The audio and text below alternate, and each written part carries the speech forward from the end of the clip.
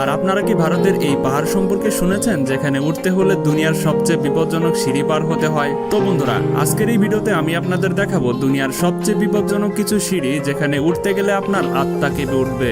আর এর মধ্যে বাংলাদেশেরও একটা বিপজ্জনক সিঁড়ি রয়েছে, যেটা সম্পর্কেও ভিডিও শেষে আপনাদের দেখানো হবে। তাই স্কিপ না করে সম্পূর্ণ ভিডিওটি দেখতে থাকুন। আর এখনো যারা আমাদের চ্যানেলটি সাবস্ক্রাইব করেননি তারা দ্রুত সাবস্ক্রাইব করে ফেলুন। পিকো ডা টিজুকা। এই সিঁড়িটি ব্রাজিলের টিজুকা ফরেস্টে রয়েছে, যেখানে সিঁড়ি থেকে নিচে নামার সময় এক অ্যামেজিং ভিউ দেখতে পাবেন। আর এই সিঁড়িগুলো পাহাড়ের গা থেকে কেটে কেটে বানানো হয়েছে। আর এই সিঁড়িটি একদম খাড়া লম্বালম্বিভাবে বানানো হয়েছে। আর এর সাপোর্ট হিসেবে শুধুমাত্র একটা লোহার চেন দেওয়া আছে, যেটার সাহায্যে আপনি খুব সহজেই উপরে উঠতে পারবেন।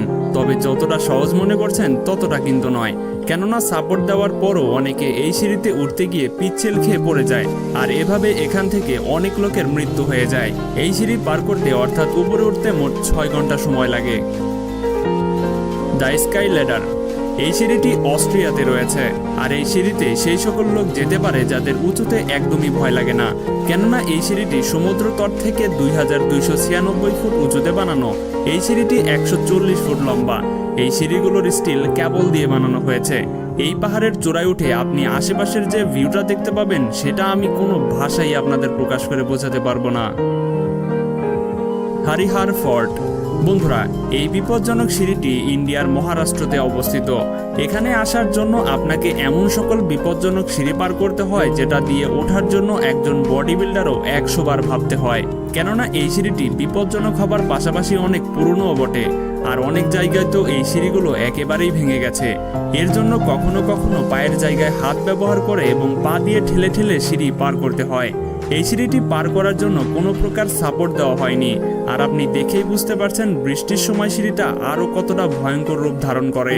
এই দুর্গটি পুরনো সময়ে এক রাজা এমনভাবে তৈরি করেছে যেন কোনো শত্রু এখানে আক্রমণ না করতে পারে, কেননা যে পাহাড়ের মধ্যে এই দুর্গটি বানানো হয়েছে সেখানকার চারপাশে একদম সমতল অবস্থায় রয়েছে।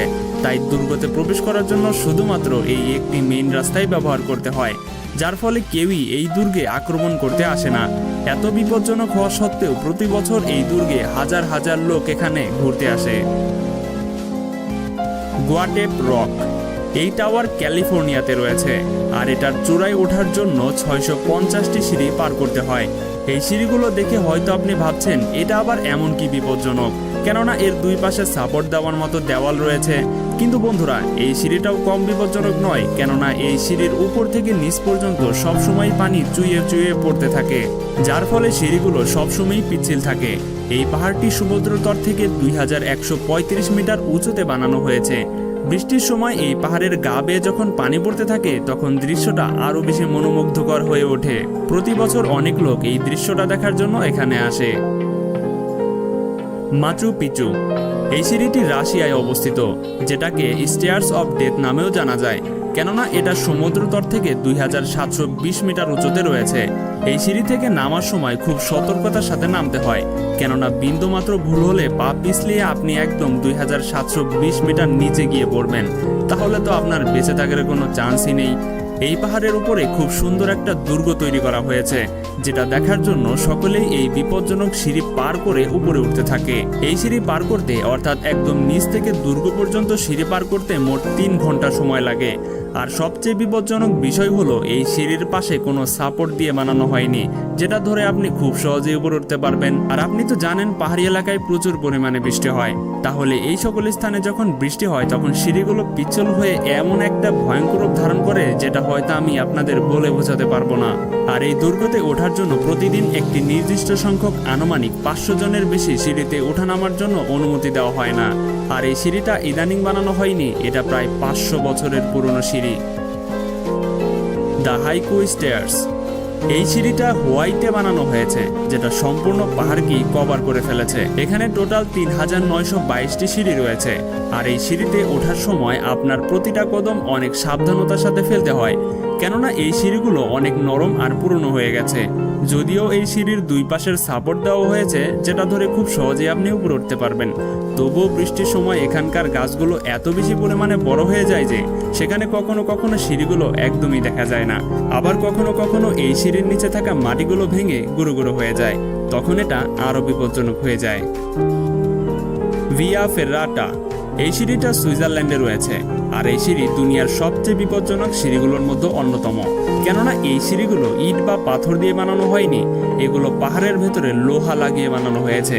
এই সিঁড়িতে চলাচলের সময় ঠিক সামনে একটা মোটা লোহার তার ব্যবহার করা হয়েছে, যেটার সাপোর্ট নিয়ে আপনি খুব সহজেই সিঁড়ি পার করতে পারবেন।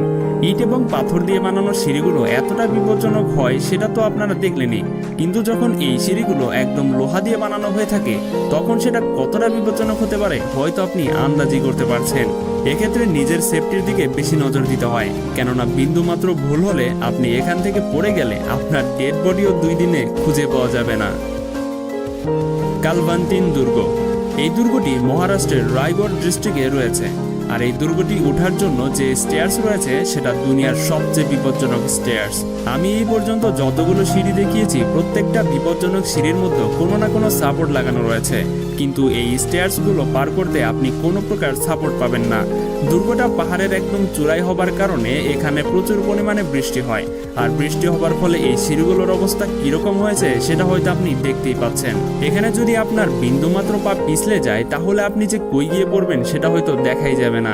অনেকে এই সিঁড়িগুলো কোনো বিপজ্জনকই মনে করে না, যার ফলে তারা এমন সকল কাণ্ড করে, এবং এর ফলে যদি কেউ নিচে গিয়ে পড়ে তাহলে তার কী অবস্থা হবে আপনারা কল্পনাই করে দেখুন। এখান থেকে এই পাহাড়ে ওঠার জন্য নির্দিষ্ট পরিমাণে লোক সেট করা আছে, আর আপনি যদি একাই পাহাড়ে উঠতে ভয় পান তাহলে আপনার সাথে একজন গাইড থাকবে। হুয়াসান মাউন্টেন। এই হুয়াসান মাউন্টেন চায়নাতে অবস্থিত।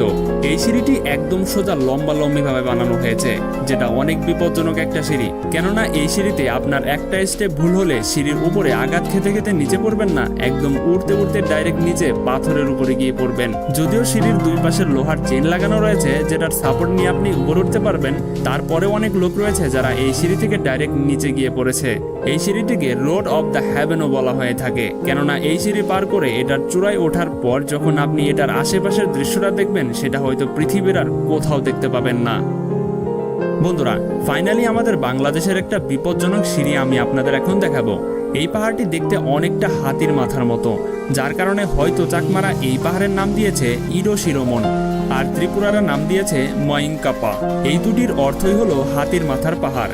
মূলত এই জায়গাটি হাতিমরা নামে পরিচিত, আর পর্যটন বাড়ার সাথে সাথে এখানে একটা সিঁড়ি লাগানো রয়েছে যেটা স্বর্গের সিঁড়ি নামে অধিক পরিচিত, যেটা বাংলাদেশের চট্টগ্রামে খাগড়াছড়িতে রয়েছে।